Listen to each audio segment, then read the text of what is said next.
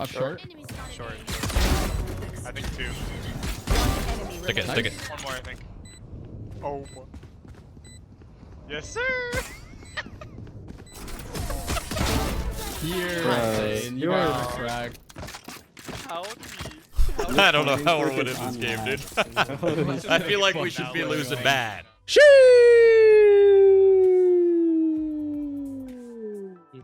Is this still a thing? What's up, everybody? Coach Mills here, coming at you with a brand new Valorant video. And in this video, we're gonna be breaking down Shroud playing the brand new buffed Viper. Now we're gonna break down his play by play and give you actionable tips about what you should be doing on Viper and aim tips, because it is Shroud after all. So make sure you watch to the end, smash the like, subscribe, and if you really want to improve at Valorant, you want to climb to Plat, Diamond, Immortal, and beyond, you gotta go check out the Game Leap website down below. We have helped many people surpass their limits and climb as a result, and you can too. So don't miss out right now down below. But without further ado, let's jump into the video. So as we know, as of 2.06, Viper got some really crazy changes. The biggest change is actually the fact that when enemies touch Viper's Toxic in any way, they automatically take 50 damage, and it's actually going to come up multiple times in this VOD, so just remember that for this VOD review.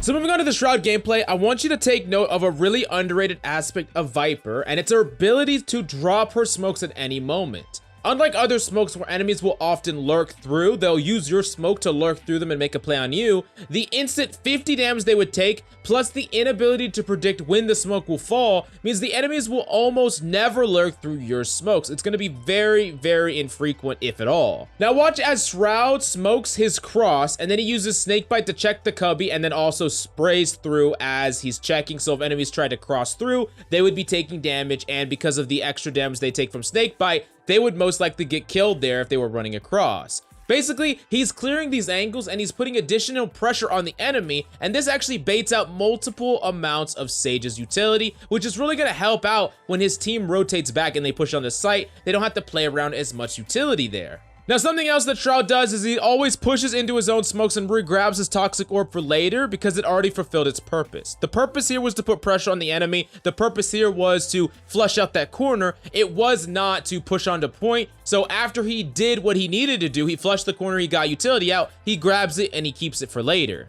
And as a big takeaway for you, sometimes keeping your Toxic Orb in a location is good for baiting and different things like that, but you would be surprised how versatile this ability is if you always take it with you on the fly. So as a general rule of thumb, try to re-grab it if at all possible, and think of ways that you can use it that doesn't throw it extremely far, because there's a lot of value to get had out of this ability at multiple points throughout a round. Now next up, as his team rotates back, he's going to line up this smoke wall, which is typically what he does on bind A because it cuts off right at the end of truck. It is an extremely good smoke. It just cuts the point in half, and once you take U-Haul control, you can basically make a play into CT, and it's a very, very powerful smoke.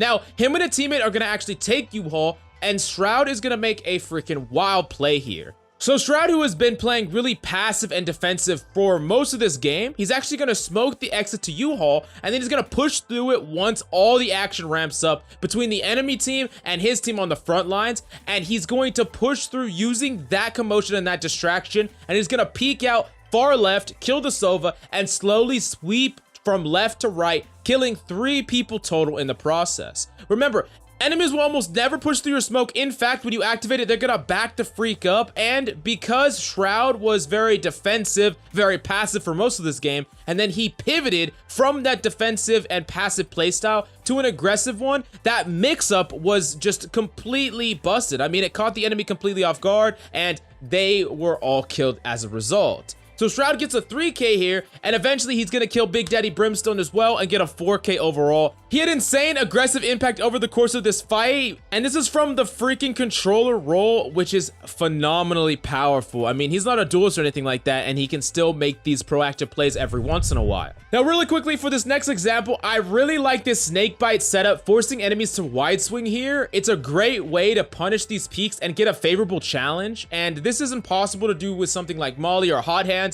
because of either the equip time or the travel time. This is something that you could very specifically do with the AoE of Snakebite, and I really like it. On top of that, he's gonna mix this up with toxic orbs sometimes, where he'll toxic orb the entrance instead, and then he's gonna push up to showers. And it's a mix-up that keeps the enemy guessing, and it's exceptionally powerful up against ops, because if you smoke that off, an opper is basically just gonna have to back off, because they're not gonna have any LOS, and you could potentially lurk up, push through, and they'll just be caught off guard. So it's really cool that you can sometimes challenge them aggressively with your snake bite, and other times smoke it off and lurk up. Either way, you have a lot of options here, and you can do both from actual safety without peeking LOS of the door frame. Then moving on to the last clip breakdown, and it's the one that we showed in the beginning where Shroud gets a freaking 4K. And so Shroud is actually coming back for a retake, and it's 2v4. Now, Shroud is gonna notice a crack in the Sage wall, and this is something that he's gonna ingrain for later, and it's gonna help him secure a kill. It's really important that generally in like a really big, complex fight,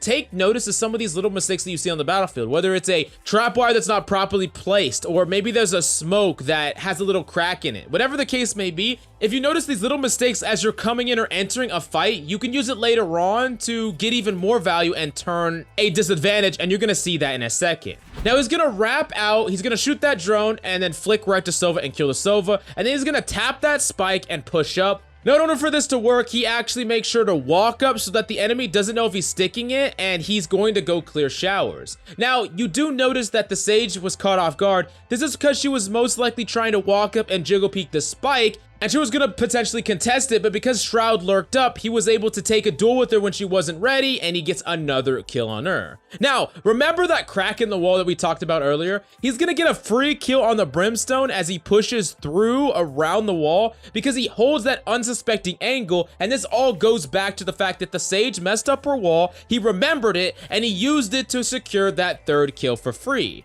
Now, the last player that he fights up against is a really interesting duel, and he uses an interesting tactic here that I think a lot of us should use a lot more. He's gonna tell his teammate to stick it, and he's gonna push up aggressively, making noise. He's not being quiet here. He's actually purposely telling the enemy that he is there, and once he's about to make contact, he actually shoots as he backs away. Essentially, what he's doing here is he's just stalling for time. He's not forcing the engagement at all, and he's gonna bait the Reyna into pushing mega aggressive and getting that headshot.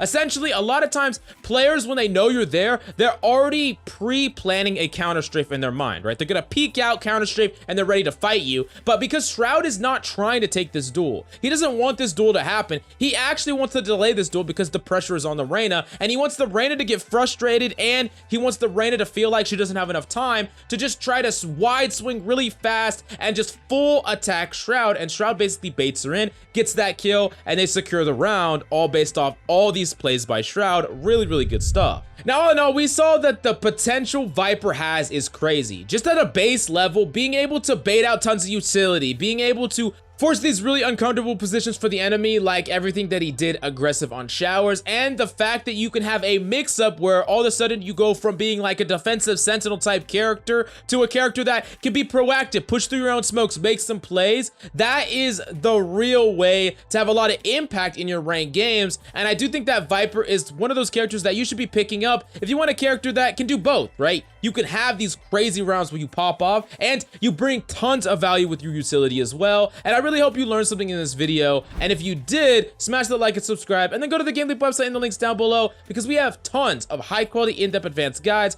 VOD reviews, tips, and tricks just like this. So do yourself a favor, go check it out right now down below. But thank you so much for coming by. I love your faces. I'm Coach Mills, and I'll see you tomorrow.